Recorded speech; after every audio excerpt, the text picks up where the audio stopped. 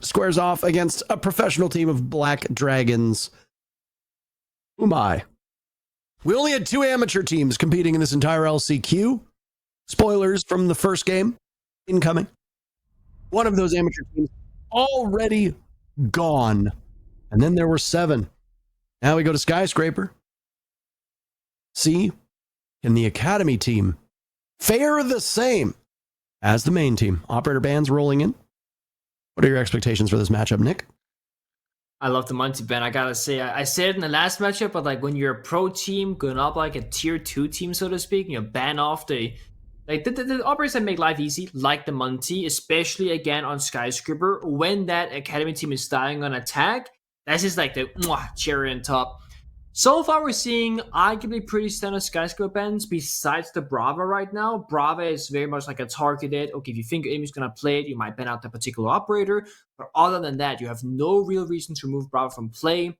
It's not commonly played on Skyscraper particularly, or even overall. Whereas banning the KJeyd, classic wall deny, it makes attacking that much more difficult. When you ban out the KJeyd, you still got to deal with the jammers or the bandits. So by getting both removed, one from each team, it just means that the only wall deny will be the mute jammers now, which will be countered by secondary MPs, vertical play, Kali lances. There's really no excuse to not open up all the walls that you want to open on the attacking side.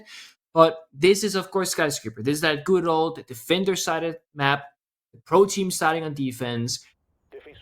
KJeyd Stars Academy, they gotta really impress us here, I think, to have a realistic shot at Skyscraper, just due to the simple fact that they're starting on attack. But I'm open for a surprise, I really am. Of course, this best of 3 goes from Skyscraper into Chalet. The sider is Cafe. So if you saw the previous matchup, some of these maps will be very familiar to you. But the teams will play it out in a very different way, most likely. The setup might look similar with the rotations are, the reinforcements, with the players are going to be starting the round in, but the operators already from the get-go looking a little bit different.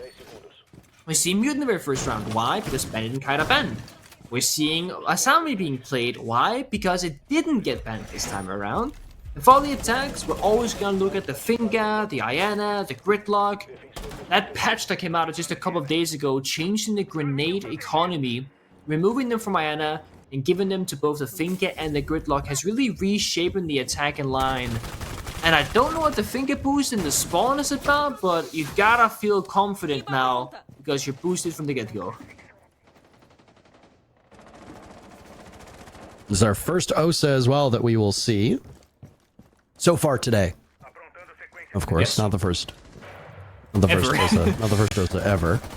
In terms of operator bans, the Brava ban is a bit unusual when you consider just the ban rate of most of these teams and what is getting banned out and what isn't being used. I don't necessarily know if Brava's an operator on Skyscraper that I think warrants a full ban, but if Vivo KJeyd Stars Academy sees something, then they almost certainly know. There's Gudo in. Goodbye, Loira. Vivo KJeyd Star strikes first. Gudo's still in that spot down below inside a pantry. Bit of an isolated one downstairs. I mean, not sure what they were expecting, but at the same time, I think in the first couple of rounds, you kind of feel out your opponent if you're Black Dragons. Are they comfortable with their own clear? Do they attack from below or just, horizontally across the map for the full take? Right now, it's a pretty unconventional downstairs attack right now. Only, 2 sets of grenades. I forgot Finka got for a second. So you can start getting that nade destruction going, walk up the staircases, and then again you see the Osa on the exterior balcony right now. A very classic attack, but one single C4 almost destroys Arthur from the server. And now, KJeyd Academy is doing excellent work. Patoxy, the first one on the board for Black Dragons. It's him and Live now in the situation they found themselves in. But Flastry eliminating Patoxy. Live on backstairs, a flash will go off, blinding him from that advance of at least 2 separate players from Black Dragons. Flastry looking for kill number 4. A quad would be a nice way to start it, but nade isolating Live, and Gudo finishes up with the pick. Round number 1 is the Academies. An impressive start, I gotta say. I mean, they were quick, they were efficient, they actually had the roamer of the Solace. And then, 1-2 Nate goes out. Okay, sure, they lose one member, but like they got every single pick imaginable everywhere but that back staircase. And Black Dragons looked like they had a decent foundation to start things off, but it was picked apart, and that's the thing. Attacking is mighty difficult, but it's just a little bit easier if you have a good plan going into it and you execute it together as a team. And that's the big thing here. We saw KJeyd Stars Academy drone at the bottom floor and also collapse with that information. Often we see teams drone something, defender kills the drone, defender runs away, and then you redrone it again, and then okay, it's clear now. Whereas if you drone and a person with a gun can, follow shortly behind it, you will clear the area, get the intel, act upon it immediately. Then of course it comes down to a gunfight, where if the attackers win, hallelujah, if you lose, boo-hoo. But you set yourself up for a potential success. And it's just much more efficient. I love the fact that we see so much flexibility already from the attack. First round, very kind of standard structured round. Second round, we're seeing Lion, we're seeing Amaru. That's gonna make us think, okay, it could be a quick one. Fly up a hatch, go in, quickly through the map for the roam clear. Soft destruction on Ash and Sophia. They don't want to go downstairs right now and break the floor apart, because the bomb site is there elsewhere now. It's an office bomb site. They want soft destruction, utility, and a way in this time instead. So this is very likely going to be a playstyle change up from round number 1 in towards round number 2. Different tools being brought. Is that a magnet? Hitting one of the explosives shot in by Gudo. There's the last one to go. Should still have 2 proximities in the lifeline. That's the downstairs focus at the moment for KJeyd Academy. Necessary drone work being done. Amaru's just going to fly up the hatch. So you just got to make sure that bedroom down below cleared out, bathroom is cleared out, closets cleared out. Once you got the all clear, wait until Arthur goes to plant the diffuser, and then Mitrix will come in and slingshot up the hatch. At least that's what you have to expect with the way that teams often play this. And given that Mitrix is getting into position right by that closet window, I think the speculation is about as good as we can get. Yeah, but the one thing is, normally the Amaru becomes the planter, but it's Arthur outside the balcony with the diffuser in hand who just dropped it on the ground, so maybe the Amaru becomes the entry instead of the plant itself. But you see the setup right now, the top-down view. Nothing's really happening, and it makes Black Dragons kind of uneasy. Okay, they must be going for a side rush, and we see there's 4 members looking towards that breach in the side window, but nothing's happening yet. The downside is that defenders, they're gonna get uneasy.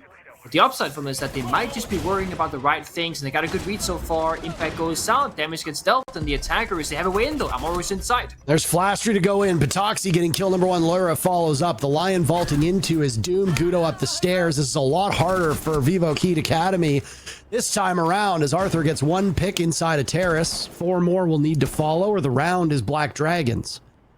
Arthur's taking quite a beating in this position, and well, he'll get pushed upon by Ask, just standing at the doorway. Super shorty out, awaiting. And there it is. Swung on. The sidearm does the trick. Black Dragons answer back with their own round. They tie things up. The setup's too slow. It's just too readable. If the round is entirely quiet for 2 minutes straight, or like a minute 30 seconds, something's up. And if the default cams are alive, they're not roam clearing, contesting on the other side of the map, on the T karaoke part, the only logical conclusion for where the attack is going to be coming from is a direct bomb site attack, because it is possible. Armor up the hatch, play off the exterior breach, play off that exterior window. You can just full send into sight, but it only really works if either it is a big surprise play, which it wasn't in that round, or if you have really good tools like, the Yinkendelas, a Glass with Smokes, a Monty, who's banned in this game, to have some sort of way in. Like, sure, the Amaru gets you in the bomb site, but you have no cover, you have no line of sight, denied with smoke grenades, you don't have any, Candelas banting your opponents. You're just flying in, hoping to win gunfights, and it's just not that simple. Bombs and rotation looked pretty standard. T, an office. But the territory, not going to be kitchen and barbecue. Instead, that master bedroom bathroom bomb site, which you rarely see being played out, will get picked up by Black Dragons. They play the roam above with the Capcom traps to slow down the attackers with a C4, 2 C4s rather below with Valkyrie cameras. So trying to play off the soft destruction, extend out across the map, And I think the reason why this bomb site might be good in pro play is simply the lack of experience that some teams and some players have at dealing with it on the attacking side. You might not know exactly what you should be doing here because frankly, this is not a very common scenario to be faced with at pro play.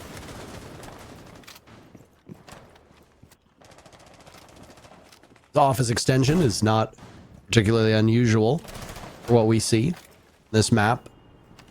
Whether it be geisha or whether it be office upstairs, you're always going to want to hold some very vital part of that top floor. In this case, we are seeing an unorthodox bomb site down below in bedroom. But you want to hold geisha, you want to hold karaoke and tea, maybe a bit if you're defending kitchen. On this side, it's the office side. And given the struggles that we saw from VKS Academy, in order to get even close to office, it does not surprise me to see Black Dragons go here. Different tools being brought, though. No cheeky Amaru. No way to slingshot in, but the Capcan traps on the board. If you hit one and you lose half your HP, at least there's a Finka there for KJeyd Stars Academy to get you back as close to full HP as possible. Or Stemp, I mean, you're pretty low on side. Fender gets your wind off, you think he's inside, but again, they just jump in, they line up, it's so free for Stemp. Stemp is an exceptionally good player, but hold on a second. Arthur finds two.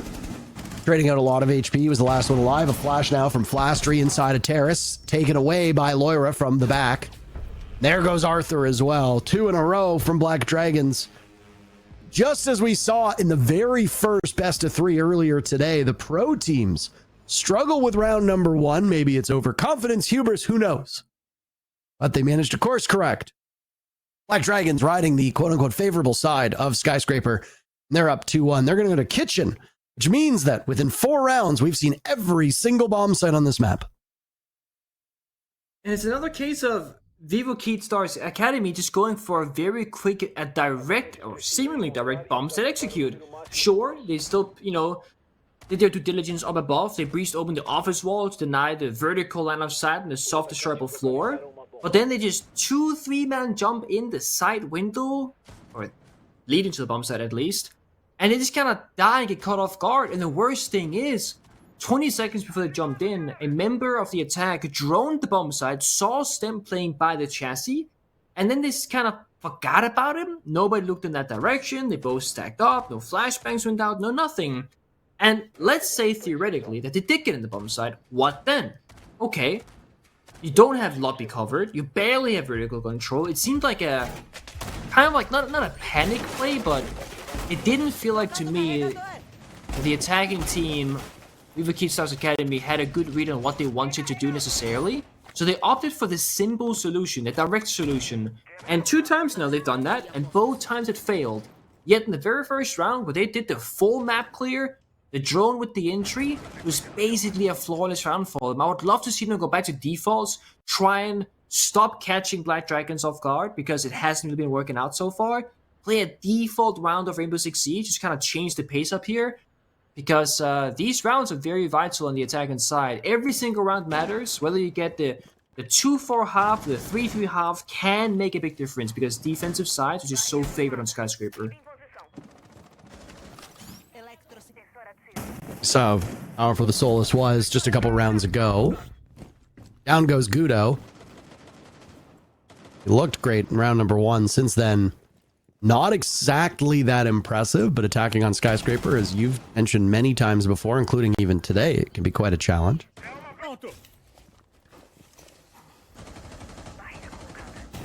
And what is the question? When you lose your first player, often we see attack coming to a halt, especially when you lost your soft destroyer of Buck. It's going to make these parts of the map a little bit more difficult to deal with. All the soft walls and soft destruction. Don't have the gun 6 to break the keeper barriers. You have Nathan Finger, but Finger is basically doing other things right now, holding angles.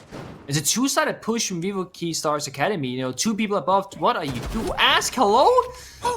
He's outside the building with a shotgun, fighting a dude on drone behind the statue outside. Not sure you want to do that, but I think I read the play right. He used the solo sketch, saw he was on cam, jumped out and realized, okay, this is a bad idea, but I gotta stick it out. Either way, he falls. Flashtree gets that free kill. Minute left, 4v4, but the thing is, getting inside here is going to be the challenge, and so far, they're pretty much all outside the building. Down goes Lyra. Hash, first kill so far. Mitrix still looking for his first. Hash is gone. 3v3, their presence known on this barbecue side of the map. Restaurant now live waiting. Flash will go out, but he dances around it. Down goes Stemp.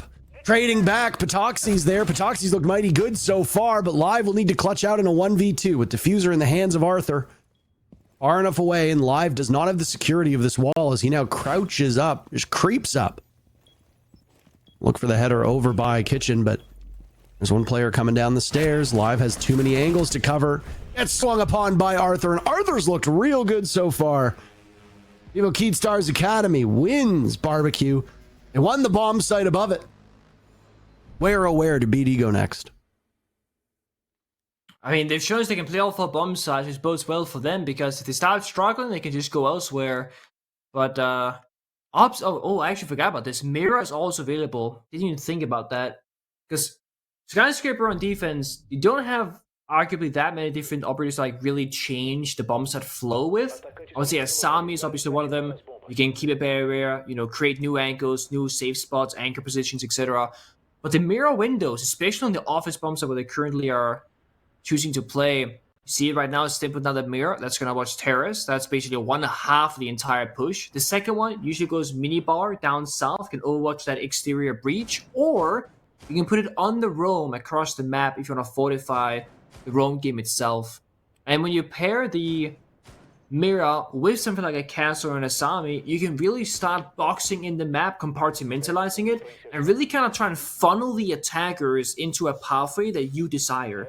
Because if the attacking team sees, okay, castle barricade there, castle barricade here, mirror there, let's not attack that. It's too much setup, right? It's scary. Let's go somewhere else. Well, the thing is, if a defenders kind of expect that outcome, they can set up all the utility for one side, and then have as many players as possible on the other. And there's no really good choice there from the attackers lineup. Gotta make that tough call. Right now, saw that KJeyd Stars Academy, they droned out that Geisha hold and said, okay, don't want to deal with it. They're gonna go for this quote-unquote direct attack. Go downstairs, go for the exterior breaches, etc. But that means that Black Dragons will once again know that there's gonna be no roam clear. They can put as many people as possible near the site itself and just prepare for that 5v5 that inevitably will happen later in this round. Well, Arthur's been doing the dirty work in terms of hard breach, walking that diffuser in, also getting kills right now, leading his team. Did it on Ace before. Might he be able to do it on Thermite this time as he opened up that single panel breach. He's not the only breacher this time, as you see Flashtree opening up the Geisha wall as well, while various players from the Academy squad now establish presence down below. This is the first logic bomb, and you catch Lyra. Just listless, not moving, immobilized. Nice pick for Mitrix as he got on the board in the previous round. Everybody now with at least one kill. Rotate as well. They get the wall first, but they go, you know what, let's just walk downstairs towards the roam clear and just go for it. Flashman goes out beautifully, and again, the follow-up is phenomenal for KJeyd Stars Academy. Yeah, doing exceptionally well. This is their map after all. This is what I think we expected in the previous matchup. Not come to pass, though. Udo down for the count. You don't have to fear the Lion anymore, even if there were some E1Ds remaining. There goes the proximity alarm as Mitrix will tussle on house stairs, live with the shotgun out, can win this, but he botches the shot! Good lord, he misses most of it. Mitrix stays alive. Down below, diffuser in the hands of Arthur. Ask and Patoxy with 40 seconds on the clock to ride this one out. There's an adrenal surge to give some HP back to these players.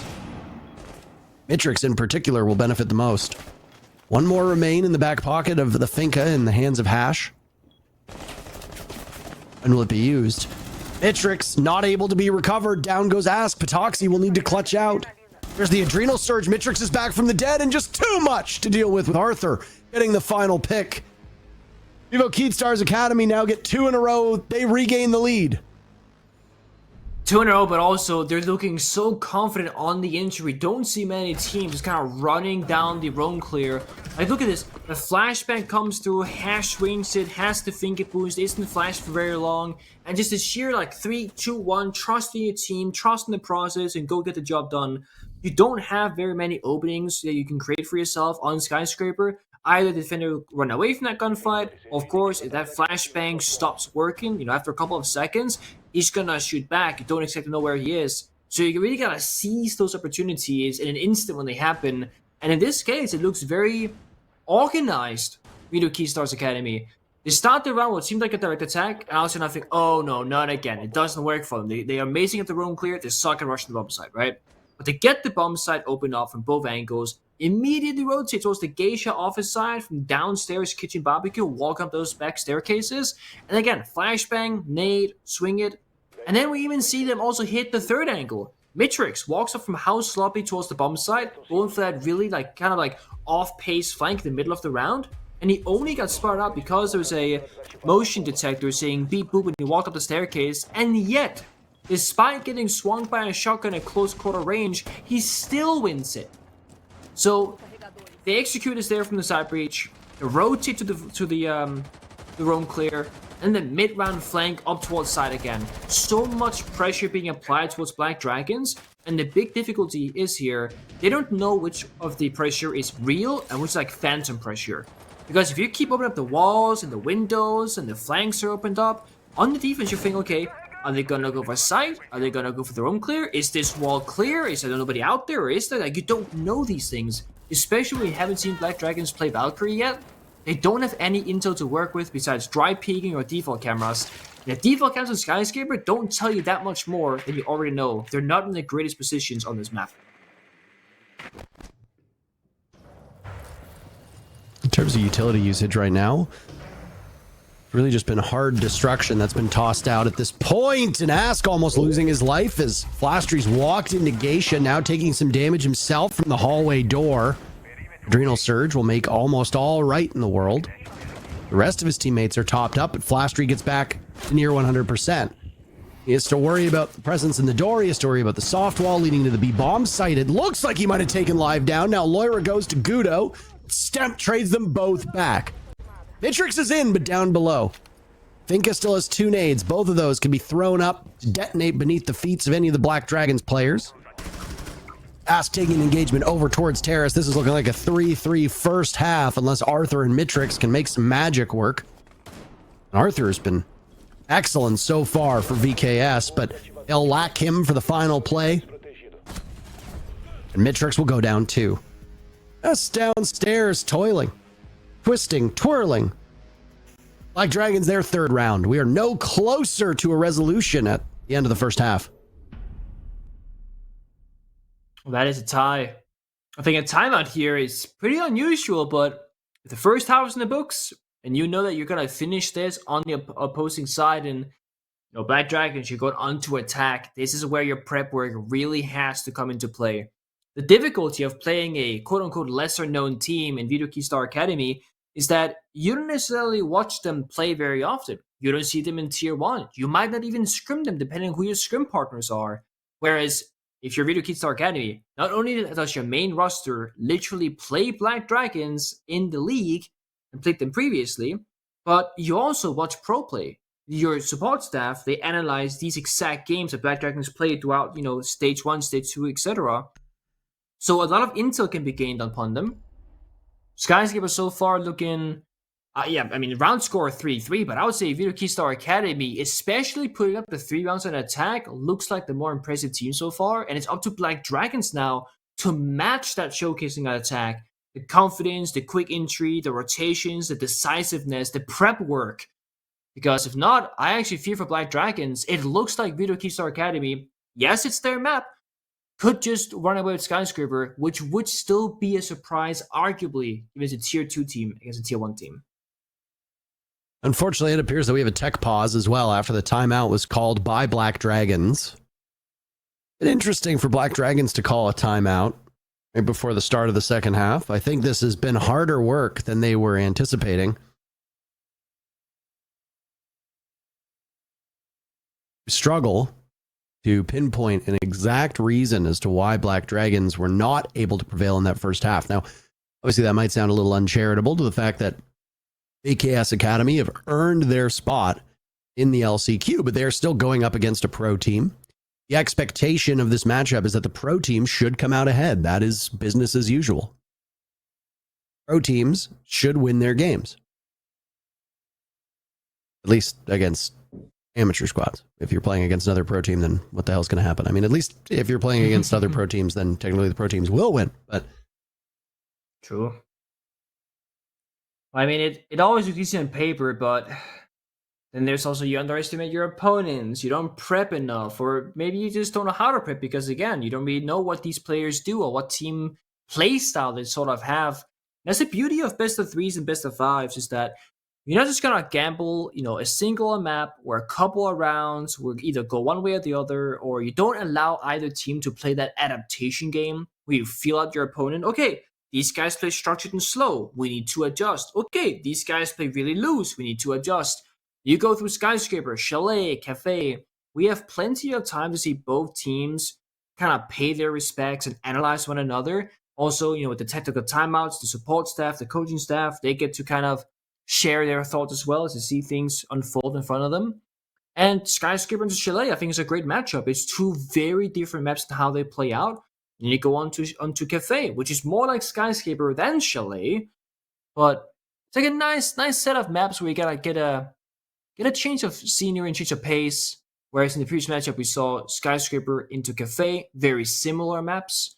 Here you have that middle break of Chalet. So player leaving the lobby. So of course we're not gonna start just yet. We gotta get that 5 versus 5 for competitive integrity's sake, of course. So just gonna wait for that last player and then hopefully be on our way shortly after. I'm not exactly sure why Hash has left, but we will update you as we see fit. It has been an unfortunate day for tech issues. So far, we have had at least one tech hiccup in every single map at this point. As always, though we have no control over it, and at this point we have no knowledge as to why it's happened, I will say, as I suppose the conduit, the connector between the matchups and you, the viewer, is that we, of course, apologize for the delay, and we are extremely appreciative of your patience. As you can see, the teams are sitting, waiting patiently.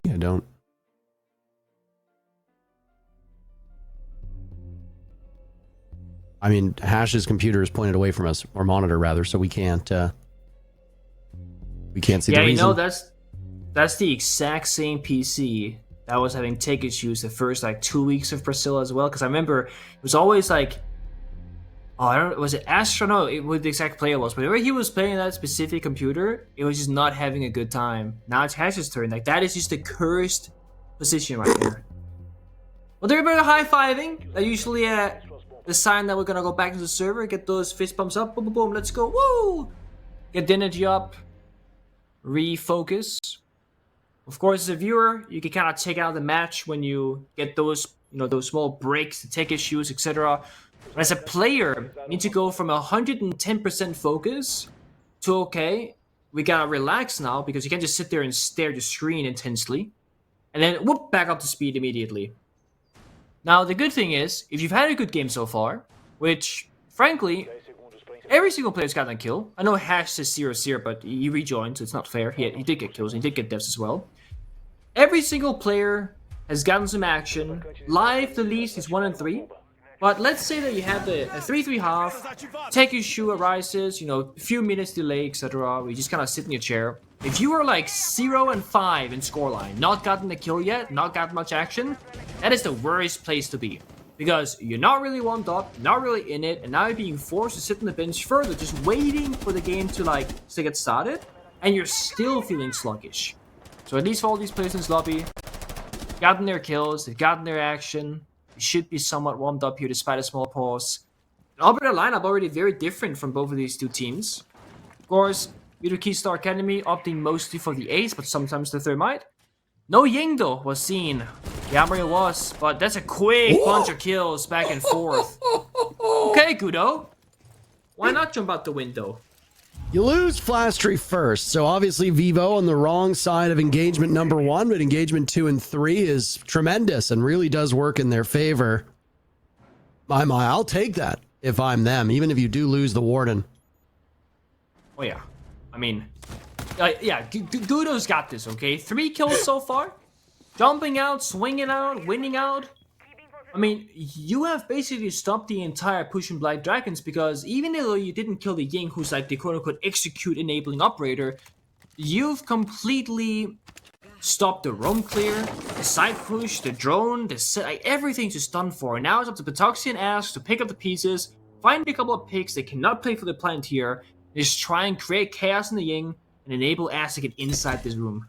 Candela that will go off. You're going to get a lot of value from those gadgets without the Warden in play. Ask killed inside a terrace, and Vivo KJeyd Stars 1 kill away from regaining the lead. Toxie has been the standout performer for Black Dragons so far. Stemp matching him in terms of kills, but these have been high impact kills for Patoxie. He gets 1 before dying. That's high impact or Mitrix, not for Black Dragons. Vivo KJeyd Stars win their first defense. Convincingly. I mean, that's off a jump out, of course, so strategically we don't really see what the game plan was, but typically when we see, like, this kind of matchup in, like, LCQs or, for example, like the open qualifiers for either major, invitationals, etc., we tend to see the pro team being in the driver's seat, controlling the momentum and the pacing and kind of like how we go about things. But, I mean, first defensive rounds, Black Dragons took a tactical timeout to talk about their attacks. Gudo and Flash Street, you say, let's make a 2-man play on Geisha. Flash Street swings to double window Geisha, kind of jumps out and baits it. Gudo jumps up the terrace double window, picks up 2 kills, they trade 2 for 1. Gudo picks a 3rd shortly after, and then you're thinking, okay, they can play aggressive, they can jump out, you know, they can play that style of siege. What else can they do? But then we see a beautiful, dare I say perfect, 3 versus 1 crossfire established on the side itself, where they do not allow Patoxy any way to clutch out that round. Sure, Patoxy got the first kill into Geisha. They don't overextension there, you know, they shouldn't have peeked that, arguably. But afterwards, they recognize, okay, job's not done, round's not over, let's secure this one and play it safe and smart. Vivo KJeyd Stars Academy so far actually impressing me. It's always hard to know what to expect against pro teams when you don't have the experience for it. But they got the teamwork, they got the prep work. Gudo so far, of course, being the stand-up performer the last couple of rounds at least. But it's a team effort all the way across. Black Dragons look gotta show us they can attack on Skyscraper, that they are cut out for this. They changed the lineup, tried the Ying, they tried the Lion. Now they're trying the more maybe roam clear oriented, like the Dokkaebi, and try and isolate some of these defenders, but they're not really getting inside the building. They're playing very much far back on the rappels, outside the doorways, outside the windows, rotating still, even though a minute has already passed, and there's 4 players now just outside the primary breach towards the office bomb side. Don't know if they think they can just walk on in with 6 flashbangs and no smokes, but by the looks of it, they might not have many other options here. That's a very strong spot now playing by the office bar for Flastry. Mitrix is side by side. 2 not exactly superb guns, but the UMP and the MPX are steady as she goes. Killed half the time for VKS Academy's defense right now. Black Dragons already using their timeout a couple rounds ago, right before the side swap came in, showing that there are some deficiencies in their game. The scoreline will tell you just that. Ask, who has had a pretty rough season. The first to die, Loira joins, now Live goes as well. Black Dragons are jumping into their doom. All right. This is not supposed to be the way this goes down. Did you see that? You saw that he couldn't even get a kill on a completely immobile target? There's a player standing in Dragon, not moving. He didn't even confirm the kill. Got a DBNO. Immediately turned. Vanquished. How do you do that? I don't know. That's frustrating. Yeah, it is frustrating. And then we can always play the card that, oh, this is, not Black Dragon's map. They chose Chalet, etc. But I don't really care who chose the map, because one thing is not being good at playing Skyscraper, for example. Another aspect is not really playing together as a team, missing the basic fundamentals. It's just kind of being, I'm not sure I want to say lazy with it. It's kind of hard to figure out exactly what the word is to use, but it's certainly not the result they should be getting here. I mean, Black Dragons did play Skyscraper earlier in the season. It was against Vivo KJeyd, the main roster, and they lost 3-7. This could very well be the exact same result depending on the next following 2 rounds, and it explains pretty well why Vivo KJeyd Star Academy chose to go here, because it hasn't been a good look. We'll see. Bomb's invitation, of course, being very standard. The tea karaoke, office, exhibition, and now kitchen barbecue with that vertical hold up above with a heavy geisha focus. Arthur and the Solis to find those drones, deny intel from the attack inside. Only 3 drones have been shot so far, so there's still intel to go around. But the issue is, if you can't get inside the building like we saw in the previous round, it doesn't matter what intel you do or do not have. You cannot act according to it. See what Black Dragons can do, but so far it's another quiet round for them. Don't think that's a bad start, given how much or quickly they fell apart previously, but eventually you have to start applying pressure somewhere on the map. It's just yet to happen. PC that was having issues for tech problems earlier on was Hash's PC. You said that was the same one from the very first series. Ash only has 2 kills combined over this, since he had to leave and come back into it. I do wonder if that's just Hash, maybe as a player, or if that's a PC issue that might still be afflicting him. Because it really is, he really is standing out, and not in the right way when you look at the kills on VKS Academy. Ouch. Lastry gets slaughtered by Stemp. First pick for Black Dragons. They desperately need a win in this round. If they don't, they stare down match point, and then they need 3 rounds just to go to OT, and then 2 more on top of that. That's 5 rounds to win themselves out of the predicament they find themselves in. That would be devastating given that they'd only won 3 rounds up to this point. Next step, though, after taking care of Flashstreet, isolate Hash and punish him from this spot. 3rd kill for Hash so far, 2 since coming back. Down Mitrix goes. Hash will need to be retrieved as well. That's a 4v2. Gudo gone. Arthur, last one up. Up backstairs, the moment he reveals himself from behind this Kiba barrier, he'll be in a battle of the wits against Patoxy. Impact goes out to do some damage. Arthur wins it. Diffuser going down in the hands of Ask, Loira, and Live will cover. Arthur doesn't really have a lot of information. He's not even on the right floor of the bomb site. There's a kitchen barbecue defense with Arthur looking to clear out the top, and he runs right into Loira, who gets the kill for Black Dragons. 1 round separates these teams, and that was far more surgical from Black Dragons that we've seen. Since a prep phase, we don't see Black Dragons lose a lot of drones, but we also don't see them gain a lot of map knowledge. So I would have to just assume that Black Dragons are playing it safe. They're doing that old trick where when the round starts, maybe 1 guy, maybe 2 guys will sacrifice their drone, get, the bomb set information and where the enemy might be playing at. And then the other 3 members will save their drone outside the building on where they spawn. And they will immediately just run to the drone, pick it up, and then start the round with 2 drones in their pocket so they can start the round. And there's a good side to that. You have more drones alive. Woo! The downside, however, you don't have any information as to what the map looks like on the inside. So you have to go from the edge of the map and enter blind, droning every room. Whereas if you pre-place those drones, you can have the cut-off angle, so you see, okay, this part of it is clear because no one's crossed the drone. Or, hey, we have a drone in this room, we can see that there's nobody playing here, this room is free. And this is simply just where a new operator, or relatively new operator to the game, has changed those fundamentals of the game. Solus, played by Gudo right now, when Solus is in play, it is practically a bad idea to drone the building. You get punished for it. Solus will find the drone.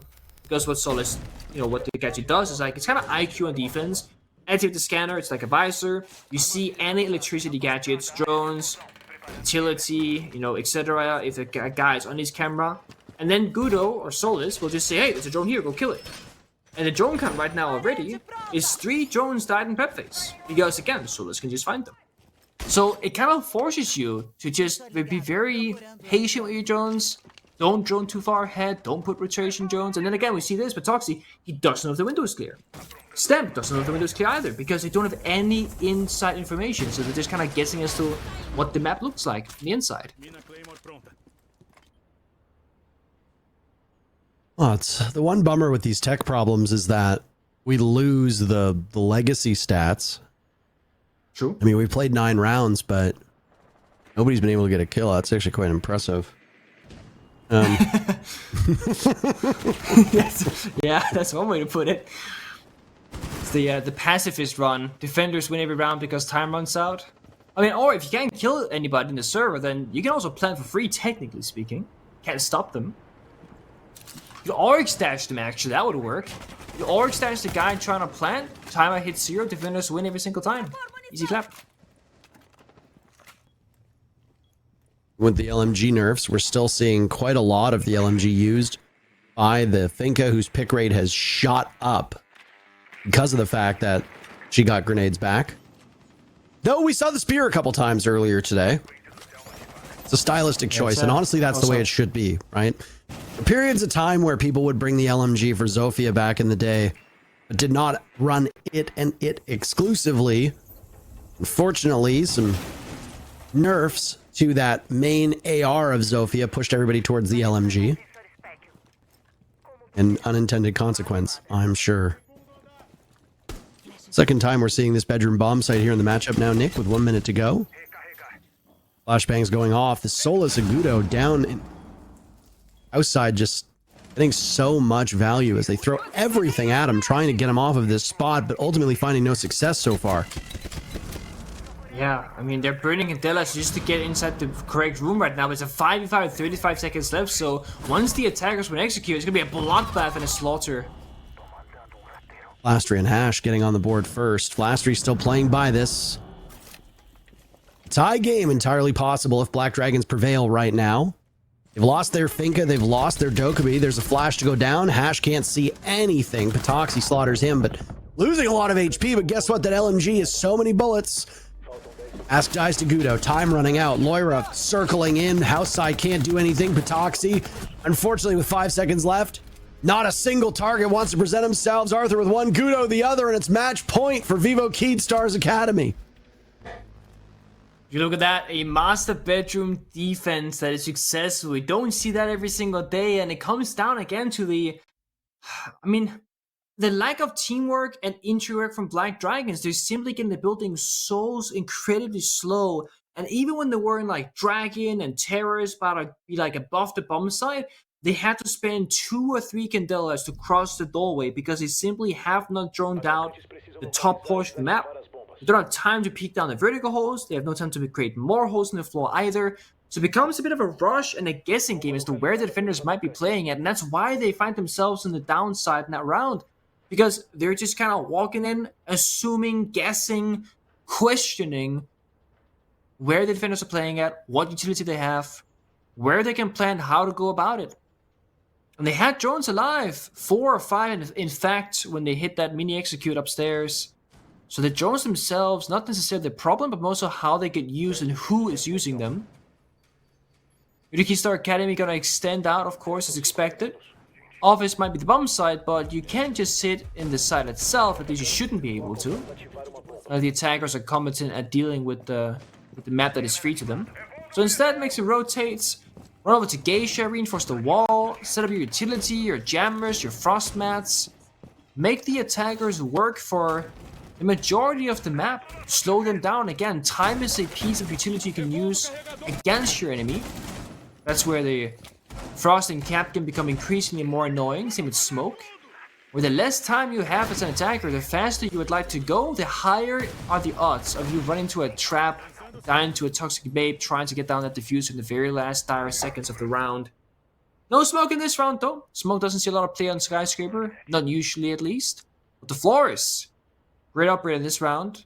Deal with the castle barricade, the frost shields, the deployable mats. We're gonna see Black Dragons increase their speed a little bit in this possible final round as they're staring down that barrel that is called match point. This has been the main really the main spot of power, position of power for all of these teams behind the bar, office side. Saw Frost has played here before. We see the Warden now, and Hash taking an engagement that I understand why you do that. Maybe you got a little bit of buffer, but you're at a point where you don't want to let Black Dragons into this matchup. You can just wait. I mean, I don't really think the Warden of Hash was in any severe danger. But, I mean, it's very apparent that VKS Academy want to go for these engagements. Cost live is life. As Mitrix returns the favor that was done just moments before by VKS Academy. Now the calm before the storm with just a little over a minute to go. VKS looking to take their own map. That would propel us to Chalet. The only way Black Dragons wins is to go to Cafe. Only 2 amateur teams competing in this LCQ, one of which is this VKS Academy squad. All the rest pro teams. They've got the upper hand now with 1 minute to go. Loira falls as well, Nick. This one might be quick. Falling apart, and they get outside the building. Frostbite, nobody can get a look down. We get shot from straight ahead of you, and now it's just down to 1 member, but he can't get it done either. Gudo gets the final kill, and yes, this will not be over quickly, not unless you keep Star Academy to take the first 2 maps back to back. I mean, it's possible that they do it too. Oh, Black Dragons fell apart, if you recall, at the end of the previous stage, and did not look like their usual selves. What a map for Vivo KJeyd Stars Academy. 7-4 is a pretty damn good scoreline. Going 50-50 first 6 rounds, and then VK Academy